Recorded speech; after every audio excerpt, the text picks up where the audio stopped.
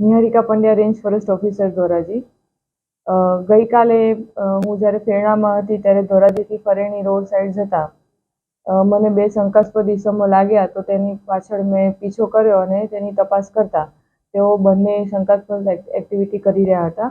ત્યારબાદ થોડા ટાઈમ પછી તેની મેં ડિટેલમાં તપાસ કરતા તેઓની પાસેથી એક પિંજરું મળી આવેલ તથા શિકાર કરવા માટેની જાળ મળી આવેલ હતી અને એની પાસે જે પિંજરું મળી આવેલ હતું તેની અંદર બે તેતર અને એક તેતરનું બચ્ચું મળી આવેલ હતું। ત્યારબાદ તેની તપાસ કરતા તેઓ તેનો શિકાર કરતા હતા।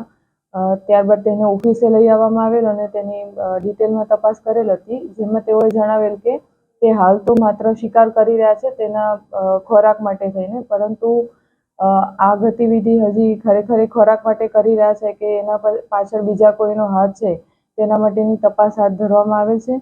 ત્યારબાદ તેના ઉપર વન્ય પ્રાણી અધિનિયમ 1972 હેઠળની કલમ મુજબ શિકારનો ગુનો નોંધી અને તેની પાસે એડવાન્સ રિકવરી પેટે 40,000 રૂપિયાનો દંડ લીધેલ છે અને તેને હાલ જામીન પર મુક્ત કરેલ છે અને આગળની કાર્યવાહી ચાલુ છે।